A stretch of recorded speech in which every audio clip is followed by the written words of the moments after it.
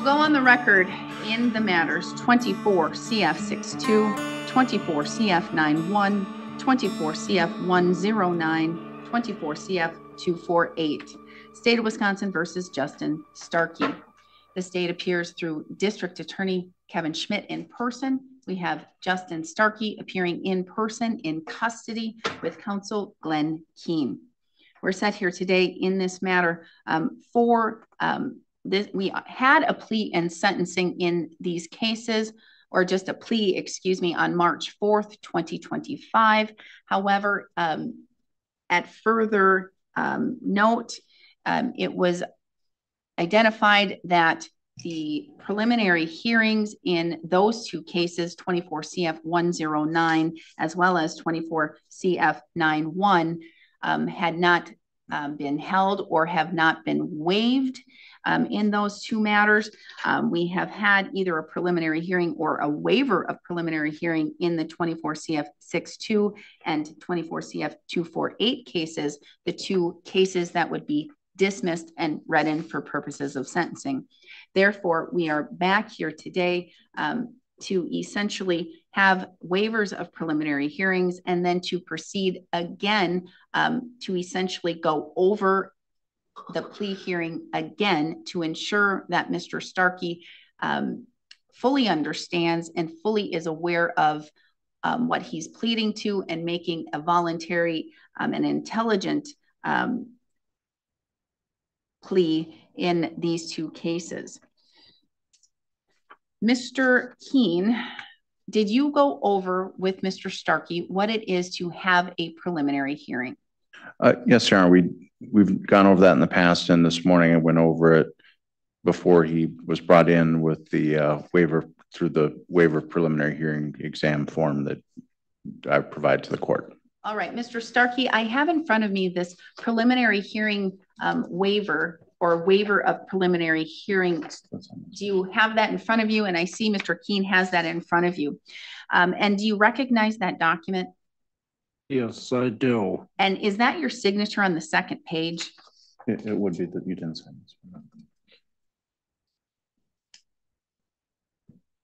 one. It would be on the one you turned in. Is it? Oh, this one right here. Is this your signature? Yes, it is. All right. And did your attorney thoroughly go over that document with you? Yes, he did. Did he essentially read it to you word for word? I believe so. And you understood everything that he went over with you? Yes, I do. And it is your desire today to waive your right to preliminary hearings in both 24 CF 91 as well as 24 CF 109, the two cases you pled guilty to charges in, is that correct? Yes. All right. And so I'm going to briefly go over with you what it means to waive a preliminary hearing, because I just want to make sure it's on the record and to ensure that you fully understand.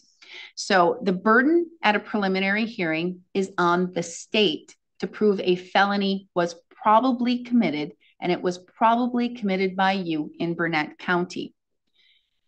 By waiving your right to a preliminary hearing, it means the state can meet that burden. Do you understand that so far? Yes, I do. Do you understand that at a preliminary hearing, your attorney would be able to ask questions of the state's witnesses or call witnesses to testify for you? He would also be able to produce evidence on your own behalf or possibly discover things about the case, which could include defenses. But for this hearing, the preliminary hearing, you'd be giving those rights up. Do you understand that? Yes, I do. Do you understand that if the state would not be able to meet the burden at that preliminary hearing, the court could either reduce the felonies to misdemeanors or dismiss them altogether, but you'd be giving that right up at that hearing?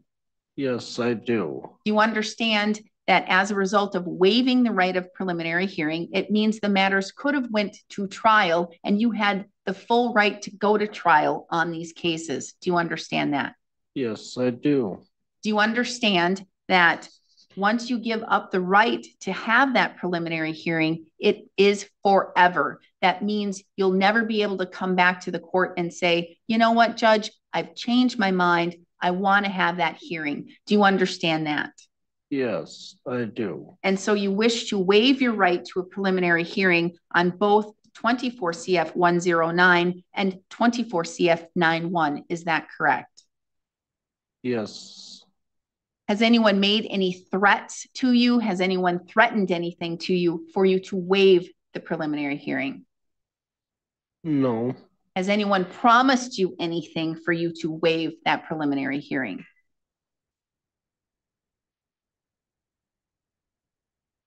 No. All right. So you're doing so freely and intelligently, and you're doing so voluntarily, willingly. You want to do it. Sorry, I was a little confused. All right. So you're doing so willingly, voluntarily. I'm doing this out of the right, I think. Because you want to do it. Yes. All right. Thank you. Okay. So I'll find that you're freely, intelligently, and voluntarily waiving your right to the preliminary hearing. I am finding the probable cause, and I'm binding those two matters over. And it looks like we do have information filed in those cases. And at least at this very moment in time, Mr. Keene, not guilty pleas to all of those counts. Yes, Your Honor. Not guilty pleas will be entered on his behalf. He would be entitled to a jury trial if you wish to have one. You could still go to trial, and you would be able to have a speedy trial. All right, Mr. Starkey? Yes. Okay. Now, Mr. Starkey, on March 4th, in this matter, in these cases, you pled guilty to 2 counts in both of these cases. Do you remember that? Yes. And it was count 1, which would be battery to a law enforcement officer, an H felony, and 24 CF 91. Is that correct? Yes. And it would be count 1 in 24 CF 109, prisoner throwing or expelling bodily substances and or the urine at someone, an I felony. Is that correct? Yes. I have in front of me a plea questionnaire waiver of rights form, and your attorney has that in front of you, and you see that. Is that correct? Yes. And that's your signature on the second page of that form, correct? Yes. And attached to that form, again, is a list of those 2 charges, what the state would have to prove, those elements the state would have to prove, and the maximum possible penalties. And you see that? Yes, I do. And your attorney thoroughly went over that form as well as that attachment with you. Is that correct? Yes. Now, Mr. Starkey, on March 4th, 2025, we thoroughly went over your plea to these 2 charges. Is that correct? Yes. And do you remember all that we went over that date and time? Yes. And so we're going to briefly go over that again here today, but not in as much of a detail unless you ask for me to do that, okay? Yes, Your Honor. Okay, thank you. All right, so essentially, you are 34 years old, 12 years of schooling. You can read, write, you understand the English language. Your attorney went over the charges with you that the state, that you're pleading guilty to, and what the state would have to prove your guilt, and went over the maximum possible penalties. And that's all correct, right? Yes. And you are receiving treatment for a mental illness and disorder. And we've went over the fact that you take your medications as they are given to you by the jail, and they don't interfere with your ability to comprehend or to understand. And that's all correct, right? Yes. And at the last hearing, we went over your constitutional rights and what it means when you plead guilty that you're giving up your rights, correct? Yes. Now, again, I'm just going to briefly go over your rights because again, I want to make sure you understand them before I go and proceed to take your plea again, okay? Okay, yes. Now, you have the right to a trial. You'd have the right to have your attorney cross-examine the state's witnesses or call witnesses to testify for you. You would have the right to testify on your own behalf or remain silent and not have your silence used against you. You would also have the right to have a jury trial in which 12 of your peers would need to reach a unanimous decision as to a guilty verdict or find you not guilty. And you would also have the right to have the state prove your guilt beyond a reasonable doubt. Do you understand all of those rights you're giving up here today? Yes, Your Honor. Now, we went over this again, that you are a citizen of the United States, but I have to say this. If you aren't a citizen of the United States, your plea could result in your deportation. Do you understand that? Yes, I do, Your Honor. And you're pleading guilty to 2 felonies. That means you will no longer be able to use or possess a firearm for life. Do you understand that? Yes, I do, Your Honor. You will no longer be able to vote in any election until your civil rights are restored. Do you understand that? Yes, I do, Your Honor. Now, with the restitution, there was $8,866.91. At the last hearing, you agreed that you would pay that back. Is that still true? Yes. In 24 CF 91, the state would have to prove on or around March 29th, 2024, in Burnett County Jail, Burnett County, Wisconsin, you intentionally caused bodily harm to victim 1, a law enforcement officer, without that officer's consent. We'll stop there. Do you understand up to that point what the state would have to prove? Yes. And the state would also have to prove that at the time of that action, you knew or should have known that the victim was a law enforcement officer and your act was in response to an action taken by that officer who was in an official capacity. Do you understand what the state would have to prove as to that part? Yes, Your Honor. You understand the maximum possible penalty could be a fine of up to $10,000 or imprisonment of up to 6 years or both. Yes.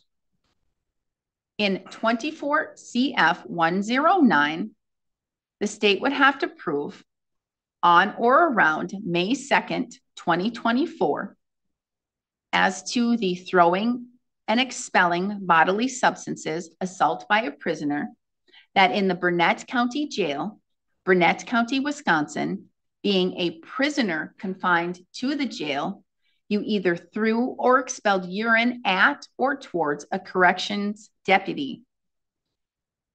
Do you understand first that part that the state would have to prove? Yes. And do you understand that the state would also have to prove that you did so with the intent that that urine come in contact with, harass, or intimidate and offend that corrections officer without that his or her consent? Do you understand that part of what the state would have to prove? Yes. Do you understand the maximum possible penalty for this crime could be up to a $10,000 fine or up to 3.5 years of incarceration or both? Yes. Do you also understand that here in this case, there is an agreement between the parties that the court order a pre-sentence investigation report? Again, that is a report that'll tell both the attorneys as well as the court a whole lot of information about you, pretty much from when you were born until today, all about your history, your mental health, your employment, your criminal history, all of it.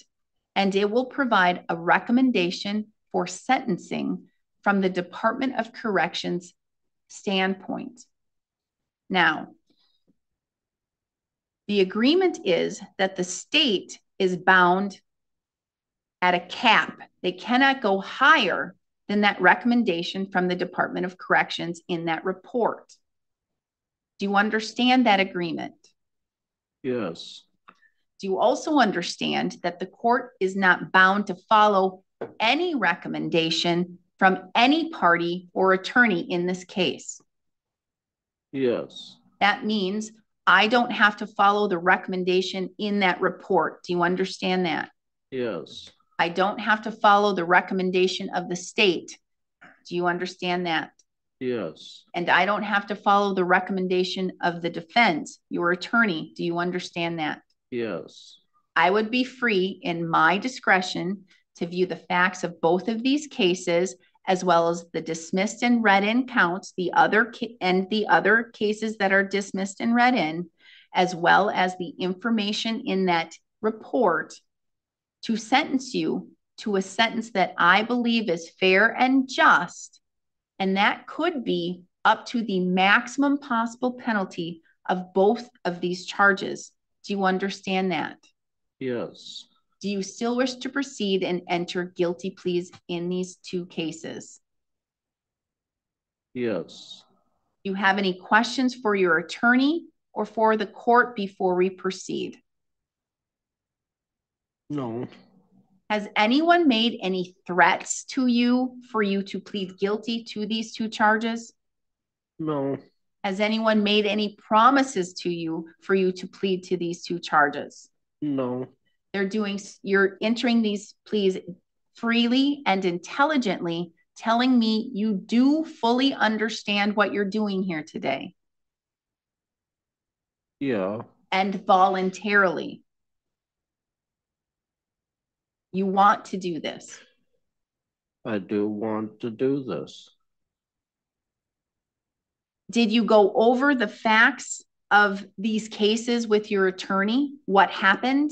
Yes. And did you go over these facts and why you were charged with these crimes with your attorney?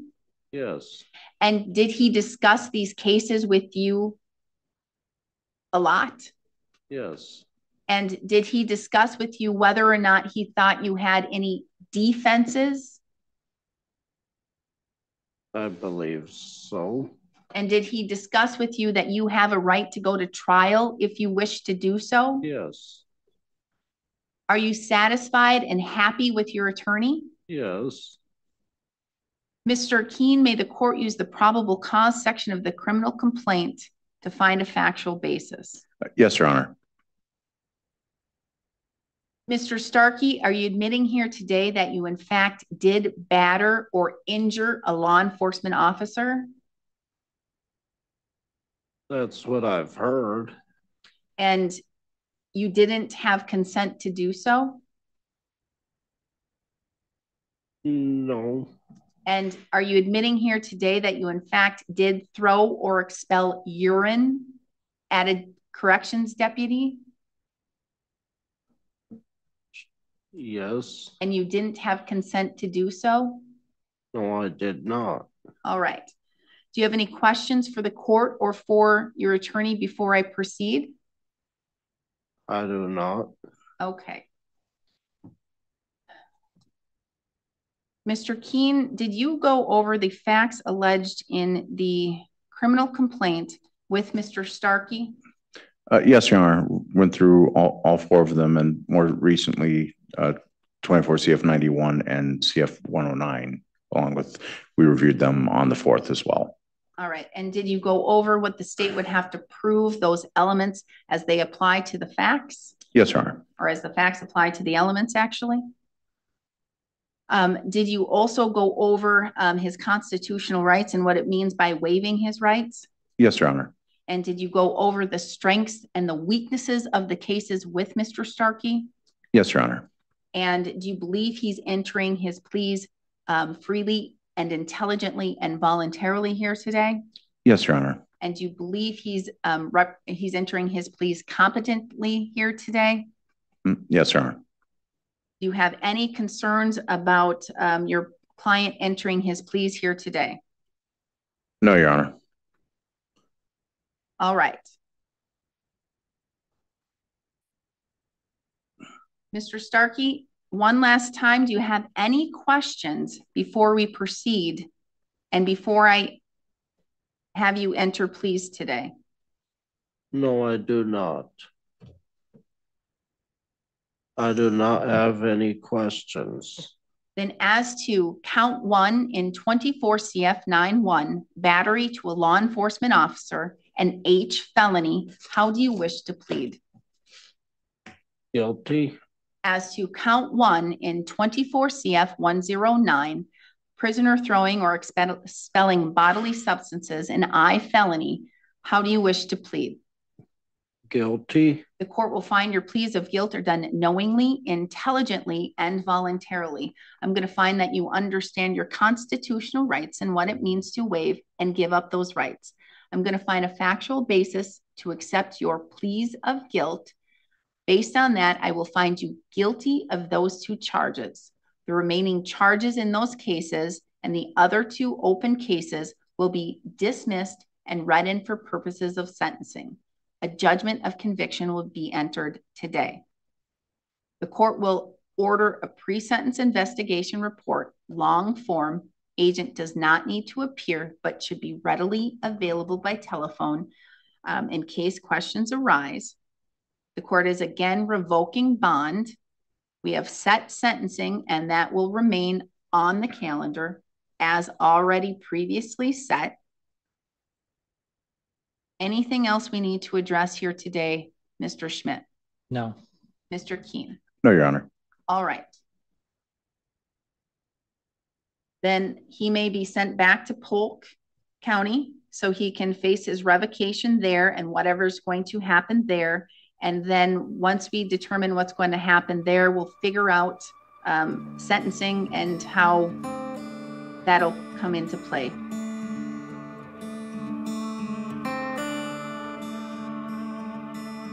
We will go on the record in the matters 24 CF 91, 24 CF 109, State of Wisconsin versus Justin Starkey.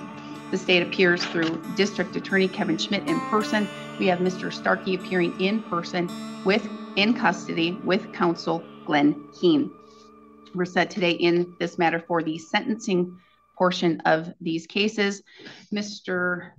Starkey pled guilty on March 7th, 2025 to 2 counts, 2 felony counts, 1 battery or threat to a law enforcement officer, and 1 count of, I believe it was felony bail, no, prisoner throwing or expelling bodily substances, and I felony. The court ordered a pre-sentence investigation report. The court has received and reviewed the report. And in my review, even though I don't have as much detailed information as the counsels, the attorneys, I did not find anything that jumped out to me as being a material error or a fact that needs to be corrected. Mr. Schmidt, did you receive a copy of the PSI? I did. Any material facts or corrections to state on the record? Not a correction per se, but he did get revoked in his Polk case, and they just haven't done the sentencing yet.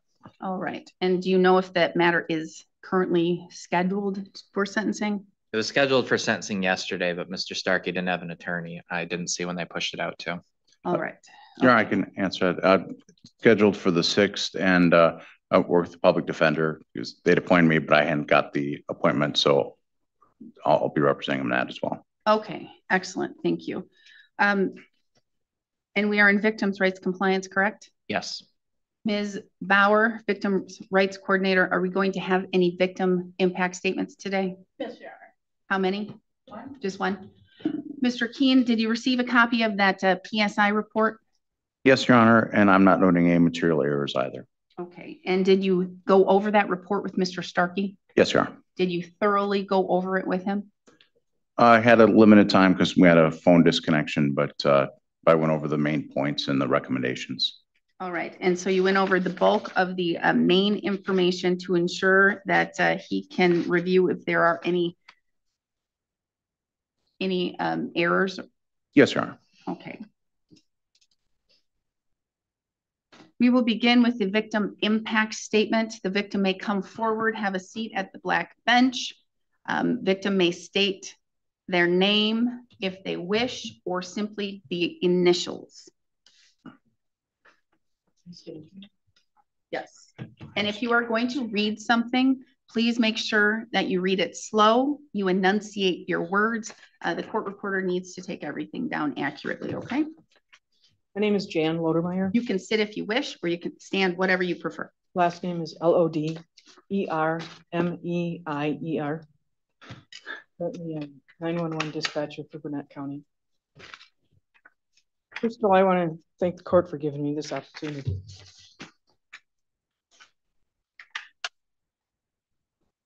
As a corrections and communications deputy for Burnett County, it was my job to keep inmates safe, secure, and hopefully healthy. When Justin Starkey was unresponsive in his cell the morning of 3/29/2024,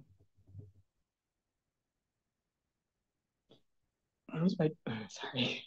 And that's okay. Take your time. You can take as much time as you need. We have the rest of the morning scheduled for this case. So if you need to stop, you need a break, you can take that time. My partner and I at the time went into his cell to make sure he was okay, as he was unresponsive. I bent down to touch his shoulder. He didn't really respond. He started to respond. I thought he was going to sit up. He kicked me in my stomach. I went flying back into a cement wall, and I fell to the cement floor. It's the last thing I ever expected from an inmate that was playing, in my mind, possible to attack myself and possibly my partner in the cell. As a result of that action that day, my life has changed drastically.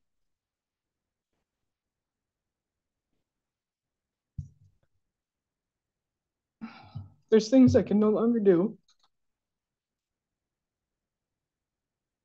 Correction officer is one of them. As my surgeon is concerned that it could happen again. Maybe yes, maybe no, but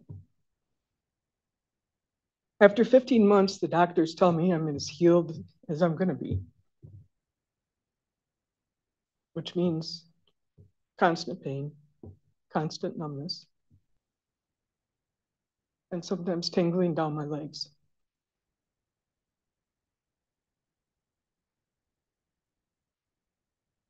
As for Mr. Starkey, my anger is never going to go away.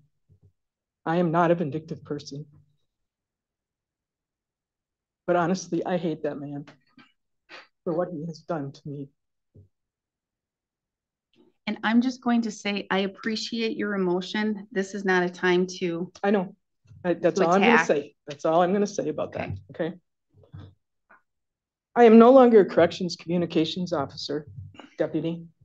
I am now a 911 communications deputy. My life now is to help people that appreciate what 911 communications deputies do. And that is to help the community and save the community when we can. Thank you. All right, Mr. Schmidt, argument and sentencing recommendation, please. Sure. I'm going to be arguing for what the PSI recommends, which is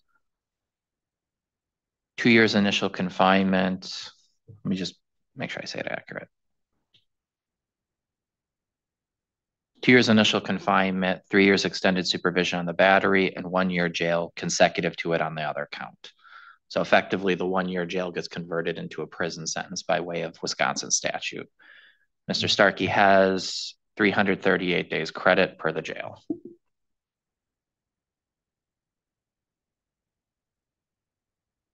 This is a 35-year-old man with a traumatic brain injury that was inflicted on him when he was a baby. However, his criminal history only really began within the past 5 years. The implication there is that the criminal behavior cannot be solely attributed to the traumatic brain injury. He has been placed on probation 4 times and been revoked 4 times. He was on probation when some of the conduct at stake in these cases occurred. He is not a suitable candidate for probation. He gets disability, that's been confirmed, and at one point on information belief, I believe he was also getting civil payments from the result of how his traumatic brain injury was inflicted. I do not know if he still gets payments for that today. The core behavior of Mr. Starkey in most of these cases is him assaulting and harassing correctional officers. The assaults and harassment show patterns of deliberation and planning and intention. They were not reactive or in direct response to a frustrating stimulus, such as how people might react if they have a traumatic brain injury and fly off the handle. In 24 CF 91, Justin Starkey was apparently having a seizure when COs went in to address it. You heard an account from the victim in that jail already. As soon as COs were in range, Mr. Starkey shot up and assaulted them, in particular, the full force kick of JL that caused life-altering injuries. This happened March 29th, 2024. The PSI demonstrates a lot of additional information that the PSI writer acquired contacting other jails that Mr. Starkey was in both before this incident and after. And what the PSI writer discovered was that for over a year before this and sometimes afterwards, Mr. Starkey has been in other county jails, and he has been doing the same behaviors. He has been faking seizures and medical issues to trick COs to try and come in and aid him. The jails have reacted in different ways. Eau Claire seemed to have figured out this and just wouldn't go in and expose their COs. They would see the fake seizures, document it, and then document Mr. Starkey's behaviors afterwards, which show he was clearly faking it. Sometimes his reactions have been violent to them not coming in and checking on him, say attacking the door or the cell. His assaultive behavior has also been directed at inmates in those jails. In 24 CF 248, COs came in to talk to Starkey to stop applying cleaning solution to the mirrors in the cells that they use to see in. They first tried to do it in a safe manner through the intercom. He wouldn't listen and kept doing it. The CO went in to talk with him. The CO's posture in the surveillance camera was very neutral. He was not approaching Starkey. He was just casually standing there talking. And then eventually Starkey got mad, assumed a charging posture, and charged at the deputy. It was completely unprovoked. He wasn't even touching Mr. Starkey or approaching Mr. Starkey when he was attacked. 24 CF 109, Mr. Starkey urinated on the wall and floor of his toilet and used a Kool-Aid pack, like the powder solution, to put it on it so it would soak it up to make it clumpable so you could pick it up and it would be throwable, and threw it at a deputy, a correctional officer, I should say. Again, showing deliberation and planning and really an intent to humiliate, I would say. I specifically went through the facts in these jail cases because they show something you don't really see in some of his other cases, this planning deliberative element. Mr. Starkey is intentionally using, not just in these cases, but in the descriptions of these other jails, he's using the empathy of his COs, their desire to help him and to make sure he's not having medical issues to gain access and harm them. He's using positive traits and positive things they're doing against them. It's not just immoral in that sense. It creates a broader public risk to all of the other inmates that COs have to be thinking about and be cautious of other inmates who might be faking just to gain access to harm them. It also shows this more malicious element, because this wasn't a one-off in the JL case of the faking the seizure. We see from the Eau Claire logs, this has been something he's been doing an extremely long period of time. It's a repeated plan that he keeps trying to do and presumably will keep doing in the future. I say that I presume he's going to keep doing it in the future because of how Mr. Starkey talked to the PSI writer about the correctional officer cases versus the case with his mother. The Eau Claire conviction mentioned in there is the one where he assaulted his mother in his home. So that's different than the CO ones. That was a public assault more akin to the first Burnett County case, the DC in public. And those two cases are more of the getting frustrated and attacking somebody cases. The way he talks about the case with his mother, it's because it's his mother, he says he's sorry. He says something to the PSI writer that when he's asked about whether he feels bad or sorry about what happened, he says just about his mother. He, even at the point when he was talking to the PSI writer, wasn't empathizing with any of these COs, not just the victims in our case, but really the Eau Claire ones, the other county jails where he's done this, the county jail where the CO was coming in with the medical cart, with the medicine that he needed, and he attacked them when they did it.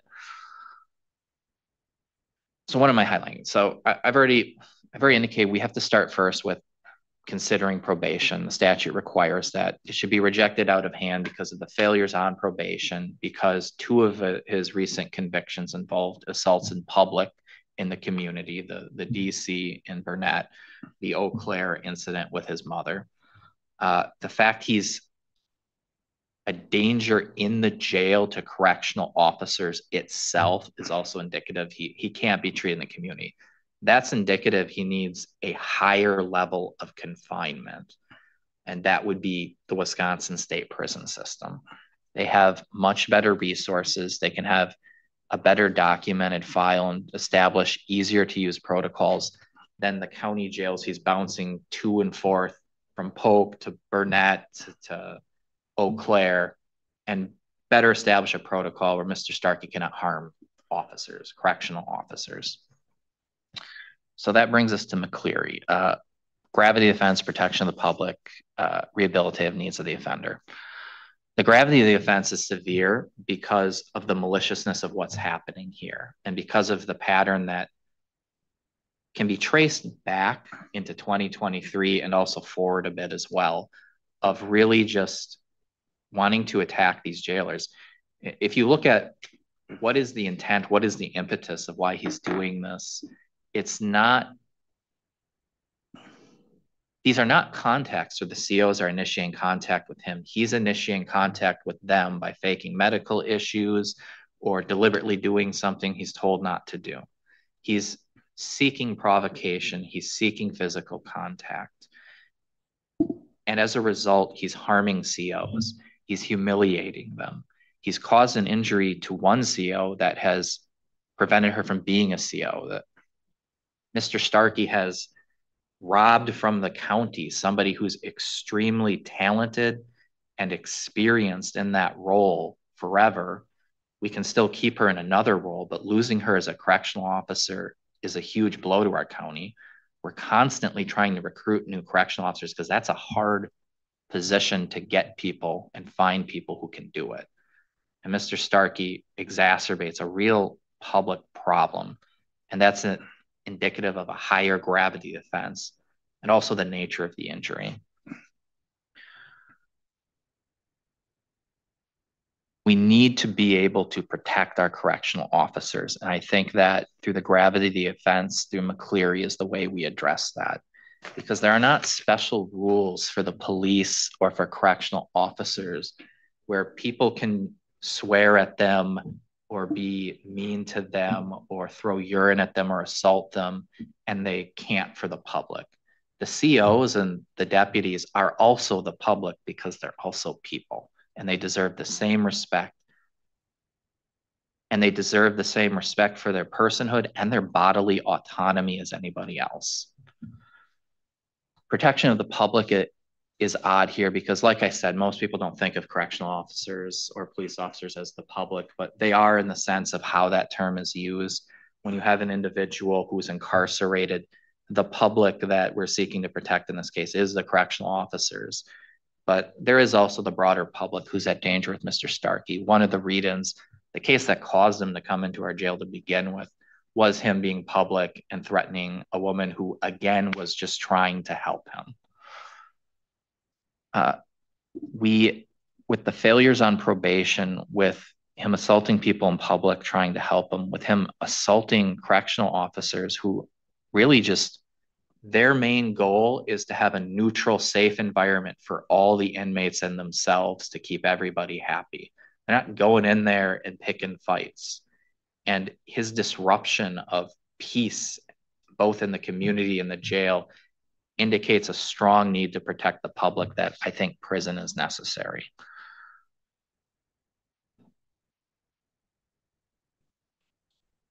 That brings me to rehabilitative needs of this offender. Mr. Starkey, I think we see a pattern over the past 5 years where he's growing increasingly antisocial and malicious in both his behavior and his thought processes. This can't be traced to his TBI from 1991 because he doesn't have this criminal history going back to 1991. It happened in the past 5 years. They're a result of him and his choices and his behavior. We really see in the PSI, in his statements, a profound lack of empathy for people he doesn't already have a personal stake in. That's why he feels bad about his mother, but nobody else, not the woman helping him at the hotel, none of the correctional officers he's ever assaulted or thrown urine at, of which there's no justifiable reason. They demonstrate an increasingly selfish view that Mr. Starkey has, where if someone makes him angry or he feels he's not being respected, he says to the PSI writer, he's justified in what he does. That's highly concerning because it shows a lack of respect for others, a lack of respect for bodily autonomy, which is really one of the cornerstones of modern society. If his empathy is non-existent to this extent, if he's this selfish in his worldview, if his locus of control is so internalized, what that means is we have to rely on punishment to deter his behavior. There's no other choice because the decision to change isn't going to come organically from Mr. Starkey. He's been continually assaultive for years now in these jails. So it has to come from fear of punishment. It has to come from deterrence.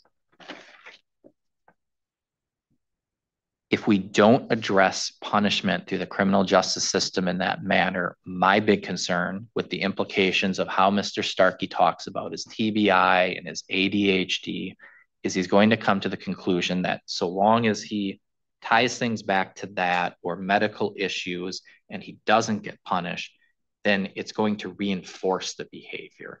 If he's able to use those diagnoses as an out to avoid punishment, then he's being told, you can still do that because of your condition. And I take specific umbrage at that in particular because there's a lot of people out there with TBIs, with ADHD, and other conditions. These don't apply to Starkey in particular, like schizophrenia or bipolar, conditions that can cause a person to behave erratically or become violent or aggressive. And a lot of these people, most of these people, don't get assaultive. They don't have criminal histories. They aren't attacking people in jails. They're not even in jails because they're still capable of having free will. They can still make the choice to, hey, I want to better myself. I want to get along in society. I want to treat my condition. I want to be responsible. They're not playing up their injuries. They're not playing up their illnesses. They're being responsible members of society. And there's no reason Mr. Starkey can't either. Prior to 5 years ago, that's what he was. I asked the court not to reinforce that behavior. I asked the court to do a prison sentence to deter it. I think based off of the sheer volume of people hurt, the consistent pattern of behavior before and after these assaults, the nature of one of the read-ins being in the community, and the past conviction in Eau Claire not that long ago, also being with his mother in the community, I don't see how it's possible to supervise and treat Mr. Starkey safely in the community. We've seen through the facts of the case themselves, he can't be safely treated or rehabilitated or deterred in the jails. So the next step has to be prison. I'd ask the court to follow the PSI recommendation. Thank you. Thank you. Mr. Schmidt, before I move on to the defense, one of your focuses was rehabilitation. Punishment was an aspect as well, but rehabilitation, where the court should look at that. And the fact that in this last 5-year history, that your argument stated that Mr. Starkey, excuse me if I'm not saying it as eloquently as you did, but Mr. Starkey was not availing himself to the rehabilitative services. What would you recommend as in at least conditions for rehabilitative needs? That's the rub of it, because like I said, I don't think the 5-year behavior can be attributed to the traumatic brain injury. There has to be something else going on, which means I think he needs a mental health professional to assess him and work something out and potentially even get some sort of medical paradigm going, if a sedative. That's why I think the Wisconsin State prison system is better, because they have a better medical system. All right.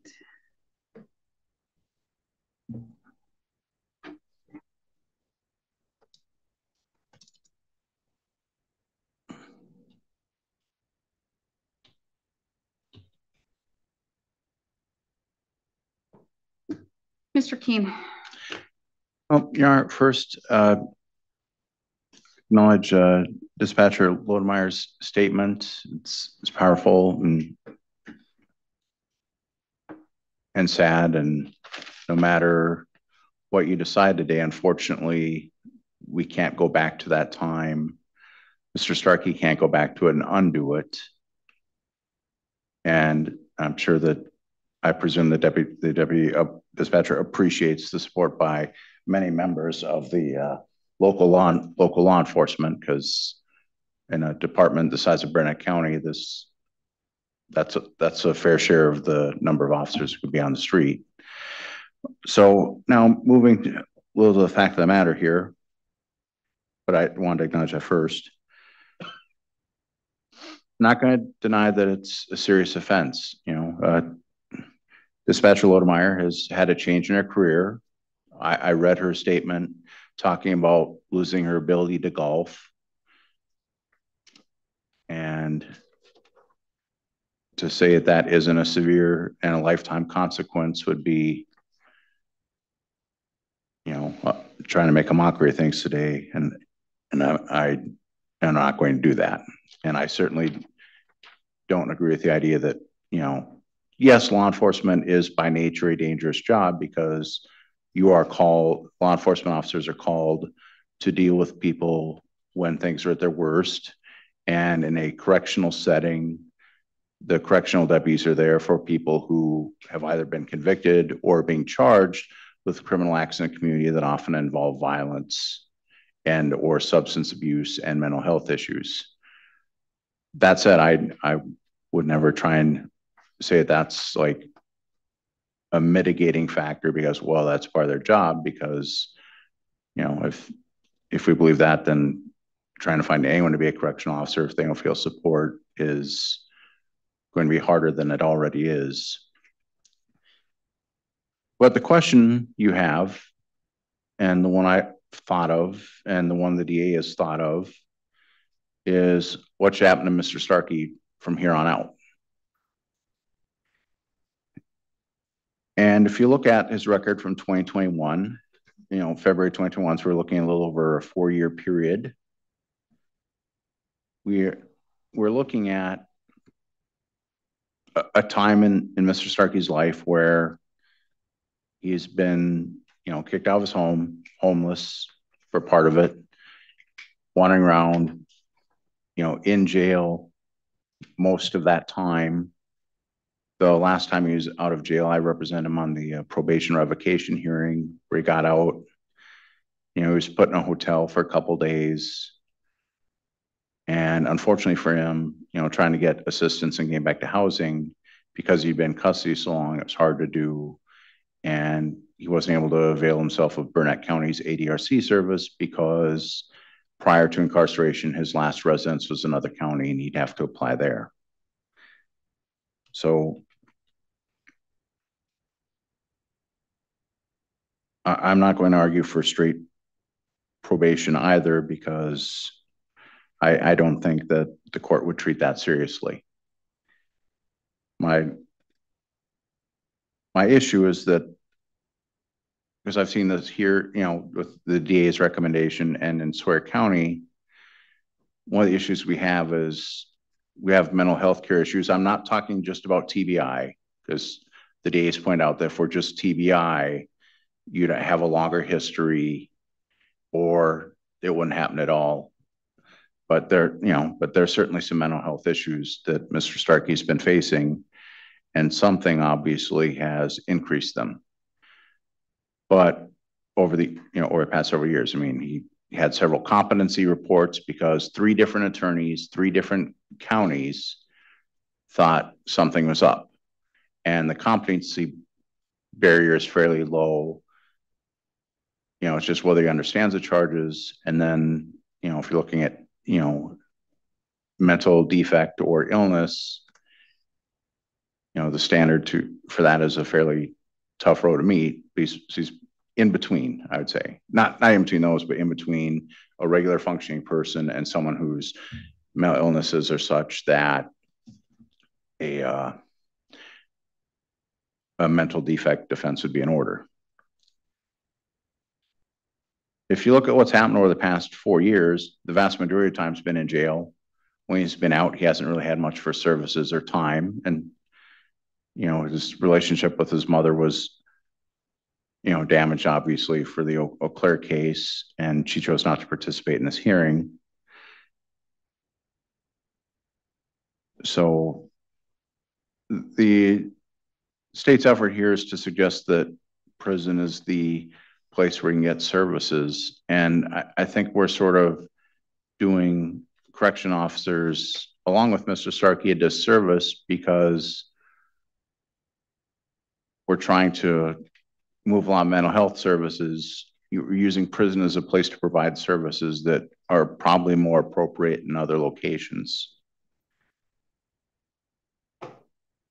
Because if he didn't have some of these charges, I mean, there'd probably be civil commitments and other items that would also be appropriate. Because there you have, behavioral control issues. And then, although he did not express remorse it appeared to express remorse in the PSI, he has expressed it other times when talking to officers. He's expressed that in court.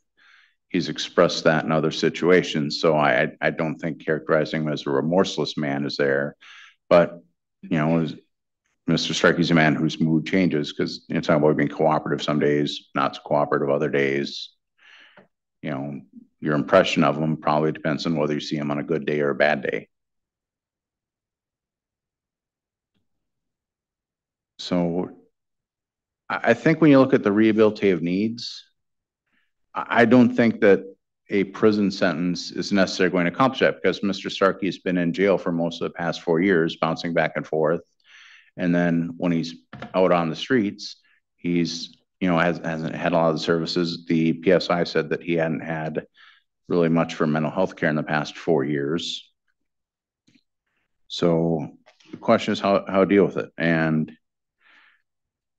I think one way to deal with it would be to, in 24 CF 109, I would suggest a sentence of time served, which according to the DA was 338 days, be appropriate instead of the 1 year in jail. And that in 24 CF 91, I would suggest a consecutive sentence with probation and a period of confinement as a condition of probation of 60 to 90 days from today for a specific purpose.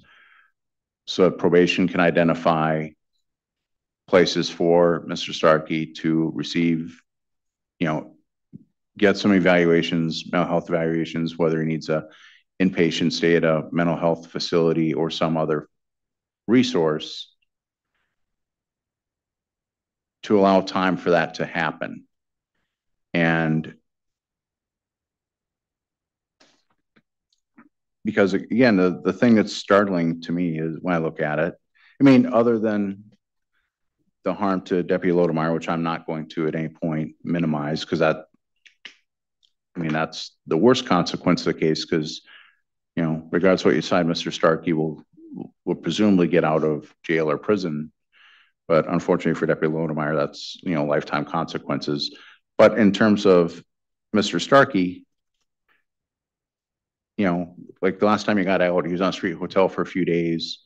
There's times he's bounced about. He has, 2023, he's kicked out of his residence. He's a man who, before he started getting in jail, had been getting services through Inclusa, and he'd had a representative payee and other things. And I think if we pursue prison at this stage, we're just setting him up, okay, go to prison. And then when you come back out, you're the same person. Mr. Starkey's, through the conduct, through the, there were four competency reports sought, and 3 different attorneys had some of the same questions. Mr. Starkey's talked about someone taking his word fines and a lot of other things that indicate some potential, and someone frauding his name and committing crimes. So there are mental health issues that, frankly, I don't believe have been diagnosed, because Mr. Starkey has been in county jails for most of the past 4 years. And I think when you're dealing with rehabilitative needs, the way to get rehabilitative needs for someone with mental health issues is to get them diagnosed, because we don't know what medications may be appropriate, because Mr. Starkey's access to mental health in the past 4 years has been spotty at best and limited to what is offered in county jails. And another thing with the conditional jail is that during that time, the county, if they believe that if probation is not able to, work on getting Mr. Starkey some inpatient treatment or intensive outpatient, whatever mental health provider recommends, because that's certainly not my role, then that would allow the county to file for a potential civil commitment so that Mr. Starkey could get mental help one way or another. Because somebody shows potential danger to the community, versus just going straight to we're going to use prison to warehouse them for a period of time, and then hope that when he gets out, he's close, he may be close to the same boat. Mr. Starkey does have some tools. Because he did qualify for SSI. He had a representative payee. He does need some time to get those services set back up, because since he's been in custody for so long, you have to start from scratch on applications. And I think the better way to focus on the rehabilitative needs and the protection of the community is to get focus on a program that gets Mr. Starkey mental health in the shorter order than, go to prison, go to classification, because they recommend 2 years. So, you're looking at almost half a year before civil services. And we know that the prisons aren't a panacea either, because the prisons talk about shortages in services, staffing for mental health, staffing for their own safety. So in essence, the DA's recommendation transfers the burden to the prison system, which, useful for Burnett County, but doesn't really do anything more in terms of rehabilitative needs than the proposal we would suggest is, to recommend that time served in 24 CF 109, which is the 338 days, 24 CF 91, consecutive, 3 years of probation with, I'd say 60 and 90 days of conditional jail, to allow for probation to try and figure out, if there are services they can get them into through Department of Corrections, whether it's a halfway house or some other supervised environment. And if the needs are more severe, then the county could, through corporation council, consider,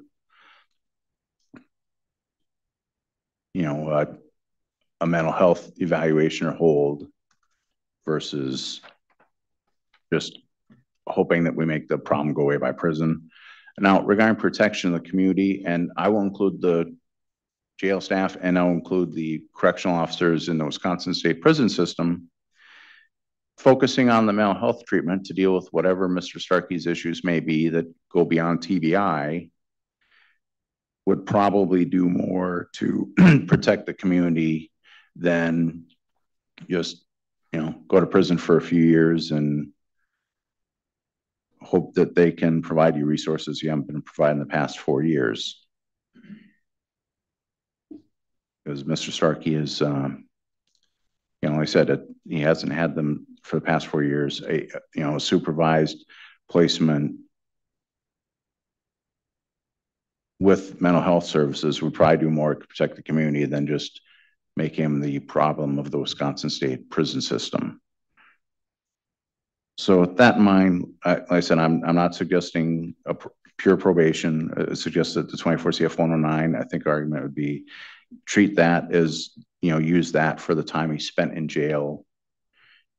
And then in 24 CF 91, I'd say 60 to 90 days of conditional jail, and that's consecutive. So to the 24 CF 109 with 3 years probation to allow time to coordinate some mental health services and between probation and potentially the county, decide if that, how Mr. Starkey can get some of those services that he needs rather than just trying to turn the jail and prison system into the mental health providers. Thank you. Thank you. Mr. Starkey, I'm now going to go to you and ask if there's anything that you would like to share with the court.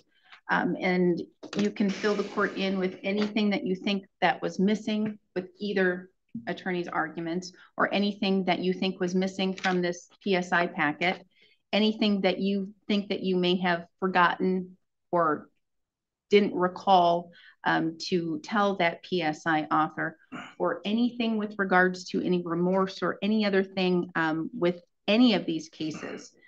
But you don't have to provide a statement today, but you do have that opportunity. Is there anything that you would like to say? And you can take as much time as you need or would like. Could I talk to your attorney too first? Yeah, sure. You sure can. Okay. Yes. So, like, if you're talking about some of your mental health issues you've been having. Okay.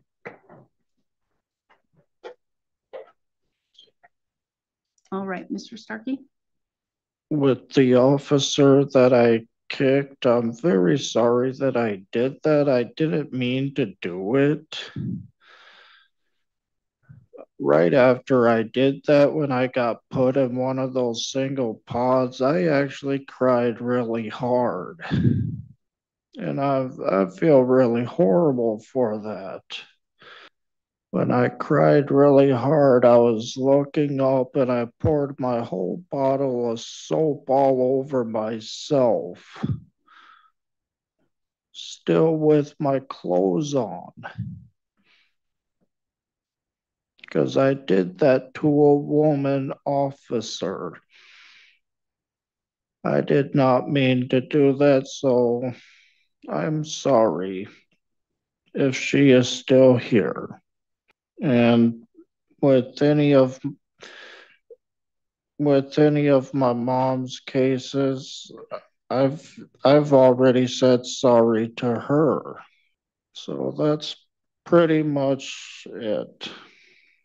And Mr. Starkey, if I am going over anything when I say anything here in my decision and you don't quite understand it and you need to talk to your attorney, you can just let him know, tap him on the shoulder, and we will stop so that I can make sure that you fully understand everything, okay? Okay. Now, we're here today for the sentencing portion of this case. And in preparing for this, you had to speak with a Department of Corrections officer to prepare that report, the PSI report right here. And so you provided a whole lot of information to the author of this report, as well as giving a whole lot of information to your attorney so he can better understand you and the cases and where you were and where you are here today.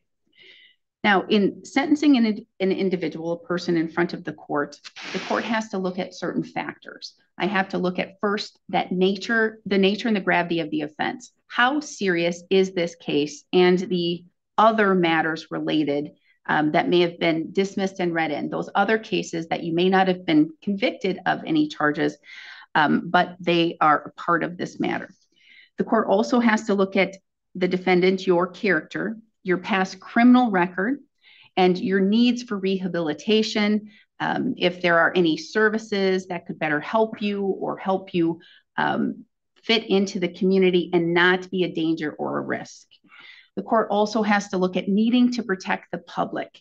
And here the court looks at protecting the public as a whole, the entire public, and in particular, other groups of the public that may have been impacted by your behavior, by your conduct here.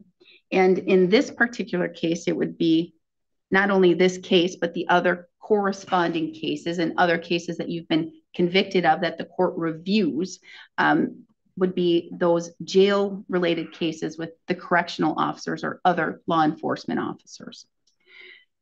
The court also has to look at the effect of the victims involved in the cases and hear their statements and how it impacted them. The court also has to look at any what's called undesirable behavior patterns. If there is a pattern which can come out of the cases and out of the facts, and if it's undesirable, if it shows any negative traits or negative characteristics. I also have to look at culpability, meaning your ability or your making these decisions and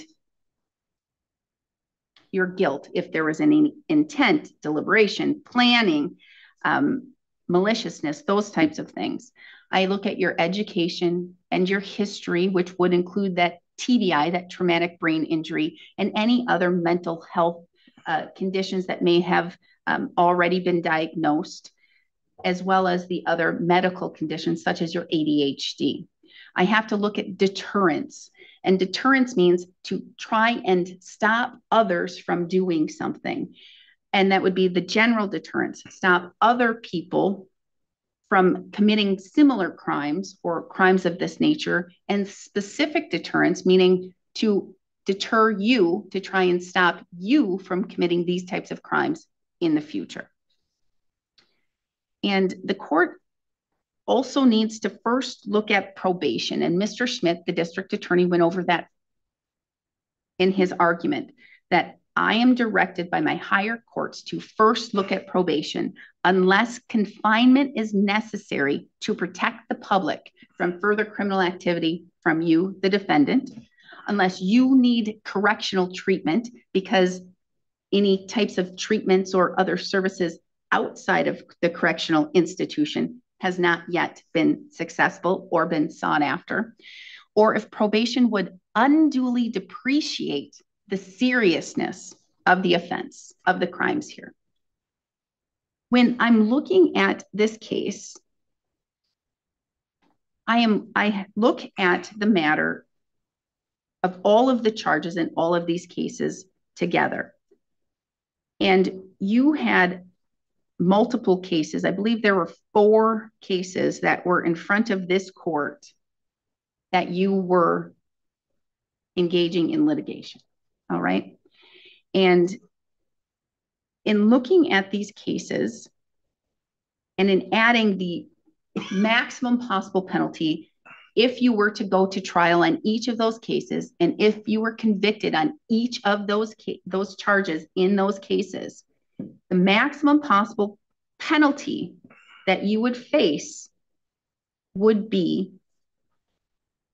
it would be a total of 20 years and 9 months of initial confinement. That means initially serving within the confines of a prison and or jail cell, and 20 years of what's called extended supervision. That would be similar to what people think of as probation or parole or something like that. In Wisconsin, we call that extended supervision after release from prison. So 20 years and 9 months of initial confinement with 20 years of extended supervision. That's a lot of time. So a total of over 40 years of a prison sentence with some jail mixed in, because there were, I believe, 3 A misdemeanors and 1 B misdemeanor. The rest were felonies. Through negotiation and discussion and plea talks with your attorney in the state, and in reaching this global agreement, that agreement lowered the amount of potential incarceration and extended supervision. And in the case, the maximum possible penalty that you would face with this agreement would be 4.5 years of initial confinement with 5 years of extended supervision. So there was an extended substantial benefit for you in reaching this global plea agreement. And so you did receive a really good deal in reaching this agreement. The primary dispute here today is I need to determine if this is a prison case today, because I have the state arguing for immediate prison, and I have the Department of Corrections making a recommendation for prison, and I believe the state and the Department of Corrections are on the same path, the same avenue with regards to their recommendations, or whether or not this is a case, as your attorney argued, for probation with some conditional jail. And so in looking at those two things, because they're so vastly different, the court will need to look at those rehabilitative needs.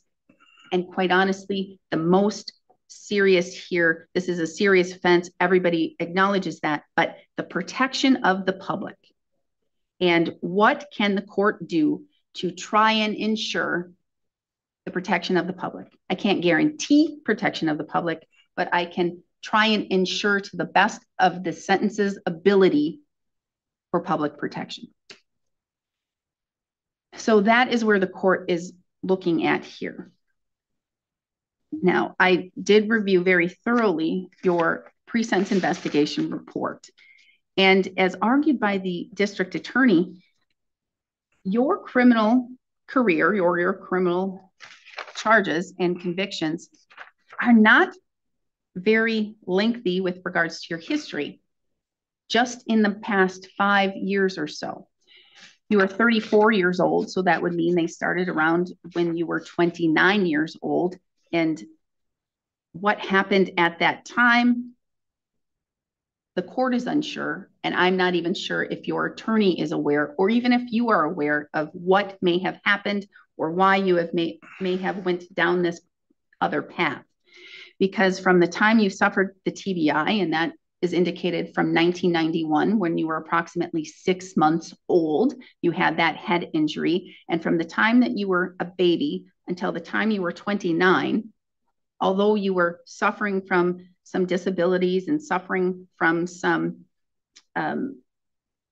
mental incapacities, you were still able to perform and to be conforming to the public and what a law-abiding citizen should be. You were not engaging in any criminal activities. But then approximately 5 years ago is when it started, and it seems to have derailed because we have multiple cases with multiple convictions with multiple victims. And if you look at the cases, I don't believe you're necessarily selective at your victims. I believe it's victims of opportunity.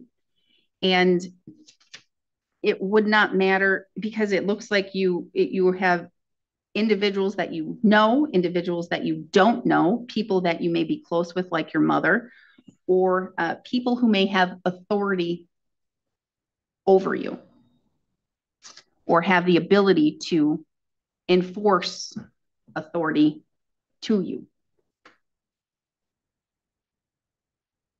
If you look at the facts of the cases in front of the court today, and if the court does review your criminal history and those convictions, the court feels that the state is making a very strong argument.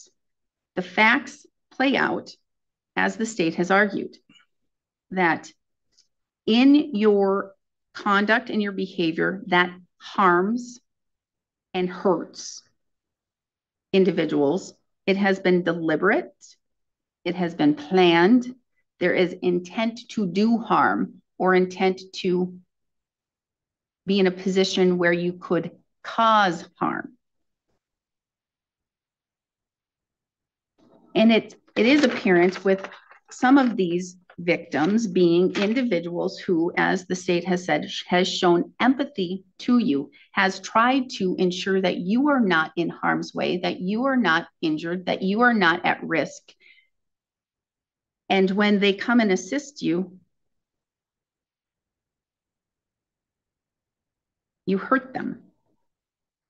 And it's essentially as a lying in wait, as a tiger waiting and watching its prey and then attacks. And it causes serious injury to individuals. I believe in the Eau Claire case, I think that it was alleged that you had maybe broken your mother's wrist. In this matter, you have kicked the correctional officer so hard with such force that she was thrown across the room and hit the concrete wall and suffered extensive injuries, where she is now in a form of disability herself and cannot return to a job she loved.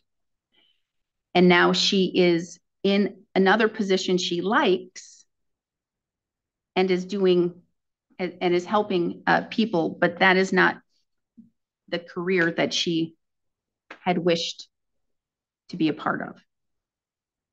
And so you're not only taking away people's health and people's physical health, people's mental health, but you're taking away livelihood as well. Their ability to not only provide for themselves financially, but to feel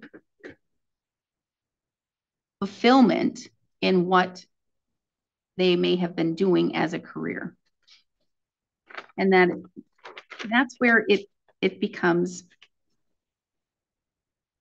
a little bit more aggravated when you see the gravity of the offenses, the gravity of the actions, the severity of the actions, and the fact that they are so malicious and deliberate and have so much intent.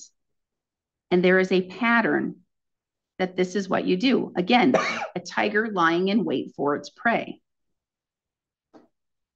So there is that undesirable behavior pattern. And it puts the public at a severe risk. And the issue here is not only the public as a whole, the public in general, because lay people, other people who are not connected to this judicial justice world, are at a higher disadvantage than the officers or the correctional officers that you engage with, because they're not aware of how dangerous you could be or the threat of harm that you cause. But when we're looking at having you in a confined setting and we're looking at the public as the correctional officers or law enforcement officers, they're aware or potentially aware of the fact that you are a danger, you are a risk, but they can't be removed. They're in that position. That's their job. Their job is to ensure that everyone incarcerated is well taken care of and that they are not a danger to the other jail community. Because it seems like in these cases from 5 years ago until present, they continue to escalate. They continue to escalate in harm, in actions, and in damage caused. And with each passing year, with each passing case, without having the punishment to deter, you become more of a ticking time bomb where you're waiting to just go off and explode on a poor individual who may or may not be aware of the risk. And then you cause serious, sometimes irreparable damage. And I've heard your statement, and I hear that you have remorse for the injury of the correctional officer. And I'm glad to hear that today. In reading the PSI report and your statements to the author, those statements from you were more so like you feel you are the victim. You feel you are the one who is being damaged and controlled because you're in custody. You don't believe you're being treated fairly. You don't believe you're being treated the same as other individuals. And I'm going to say, if you're not being treated as the same as other individuals, it's because of your aggressiveness, your violence, your danger, that the officers need to be in a higher alert. They need to protect more. They need to ensure that you have more restrictions and control so you don't explode and cause damage.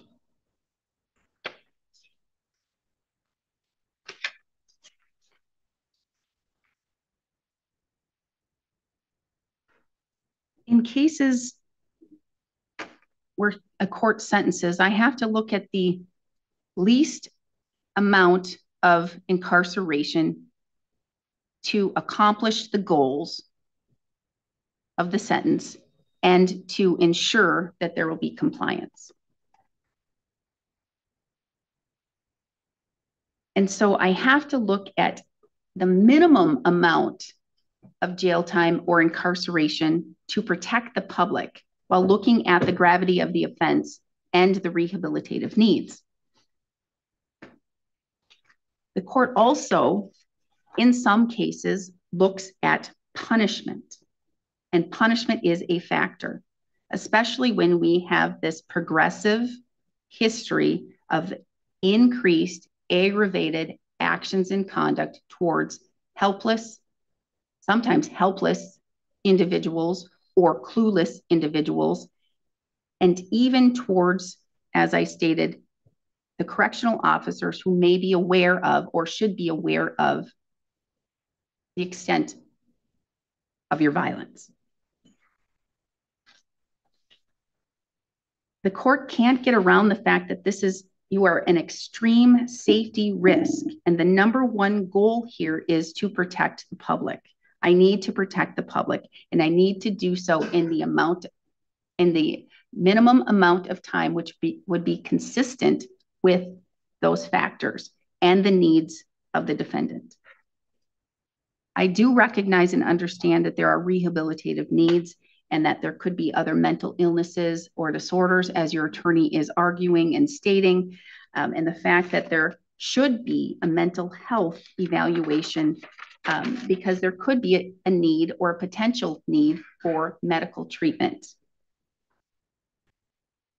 So the court addresses the rehabilitative prospects and will do that with the conditions of either probation or extended supervision to ensure that that can be addressed. The court wasn't aware to the full extent, at least until the argument of the state, that It's not just the jail in Burnett County, it was the jail in the other counties where you are housed, that they knew or were aware of the potential violent propensities, that you could be a weapon, a dangerous weapon. And so if the court were to place you on probation and have individuals who are not protected with tasers, that are not protected with weapons, that are not protected with other things, it would unduly depreciate the seriousness of these offenses and the seriousness to watch and to provide you services.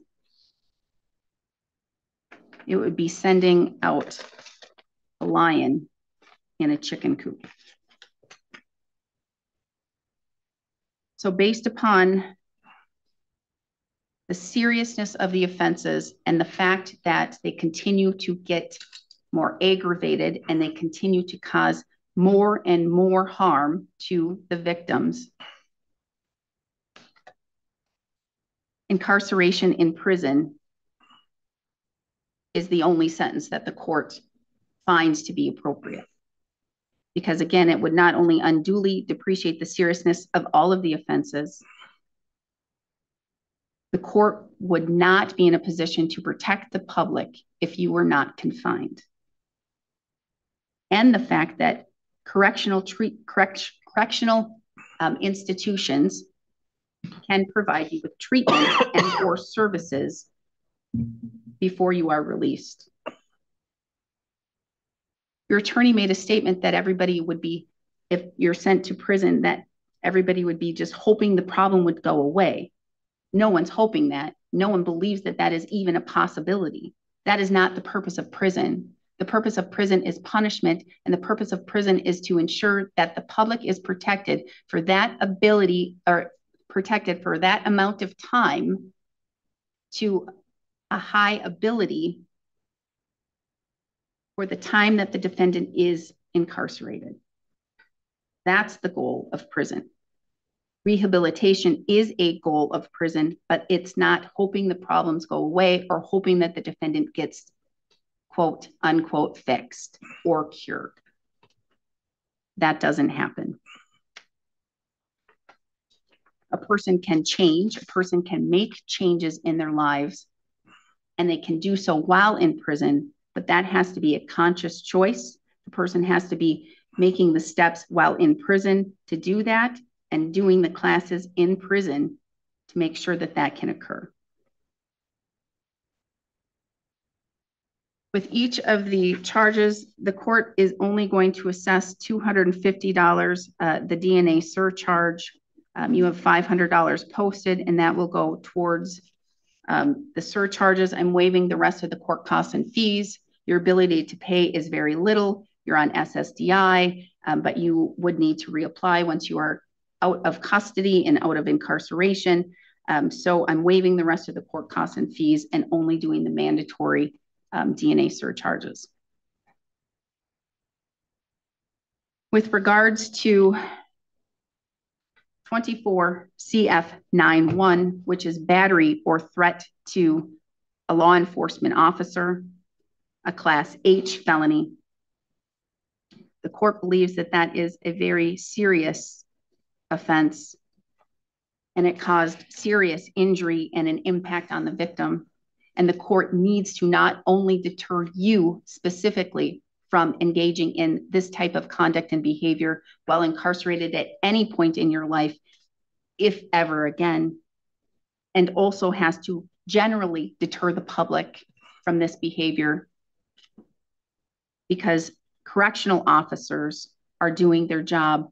They should not have to worry whether or not they're going to be maimed, whether or not they're going to be disabled, whether or not they're going to break a bone, or whether or not they may not come home at night on their jobs. And people who are incarcerated need to understand that they must follow the rules and they must not engage in this type of conduct or behavior, or there will be punishment. With regards to that count in that case, the court is going to sentence you to 3 years of initial incarceration and 3 years of extended supervision.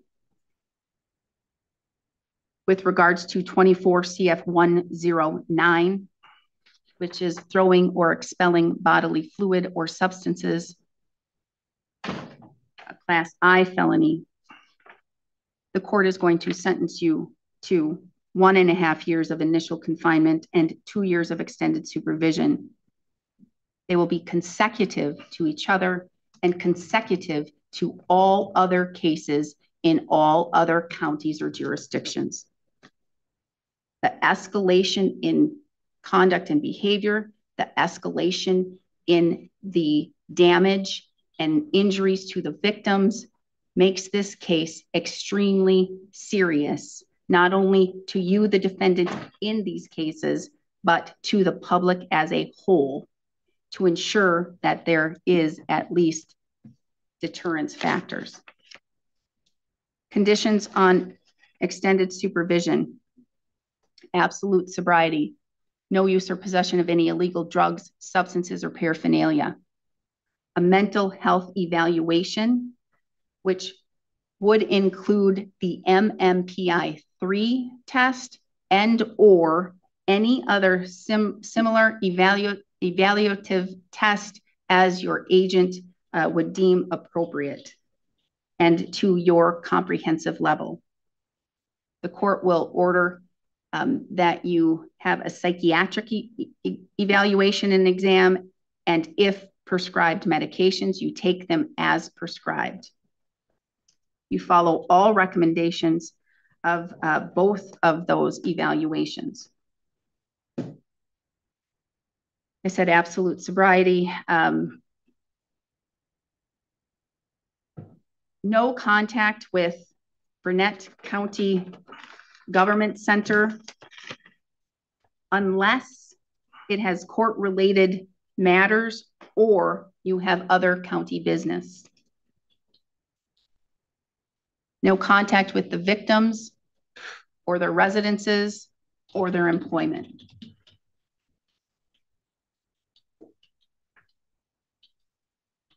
Your no contact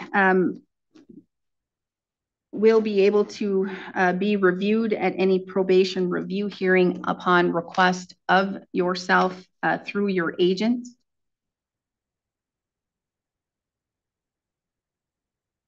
You are a resident of Polk County. You've always been a resident of Polk County, or for the most part, and not a resident of Burnett County.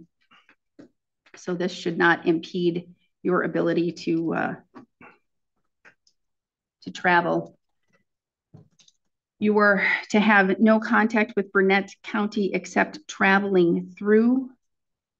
If you need to get to other medical appointments, your probation appointments, those types of things, unless there is approval from the court. And again, that can be received through a request and a probation or extended supervision review hearing. You have 338 days of jail credit that the court will provide to you to use towards your sentence.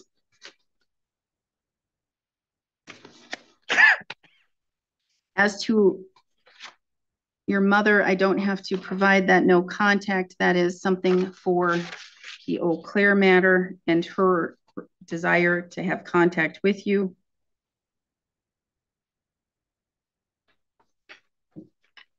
The court is also going to order that you engage in some type of mental health or therapeutic class or course as it relates to self-control and self-regulation.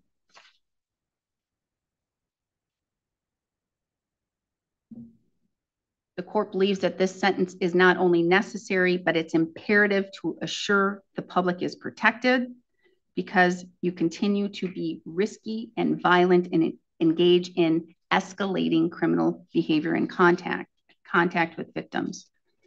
And the court is concerned that the next contact you would have could cause more serious damage than disability. It could cause death. The court is ordering your DNA. You must provide that to the jail. You are not eligible for the challenge incarceration program. You are not eligible for the substance abuse program.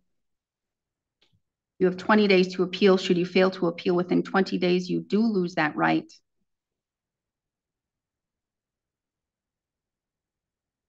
I believe that covers everything, Mr. Schmidt. There's one thing we need to cover yet. At the plea hearing, the defendant stipulated to restitution. The restitution was $1,500 to the victim JL and what workers' compensation had paid for a certain period of time, which totaled $8,866.91. In between the plea hearing and the sentencing hearing, the workers' comp paid out more money or approved more claims to be paid. So the insurance company updated the restitution claim and submitted that. So the new total is $24,956.09. I would inquire with the defendant if he stipulates that new claim or if there needs to be a restitution hearing for the difference between. Mr. Keene? I think a restitution hearing would probably be in order. Well, I'm going to order how much was directly owed to victim in this case? 1,500? 1,500 is directly to victim. At the plea hearing, they already stipulated to $8,866.91. Well, I'm only going to order what's stipulated to the $8,861.91. He has no ability to pay now while he's incarcerated. Plus, when he's released, even if he were to apply for SSDI, he would only receive about $900 a month in what I'm getting from the packet. And it's workers' comp. It's not the direct victim. So the court is going to grant the stipulated amount in $8,866.91. With that in mind, because I believe that would be your argument, inability to pay. Yeah. Yes, Your Honor. Anything further? No. From you, Mr. Keene? No, Your Honor. All right. Then we are adjourned.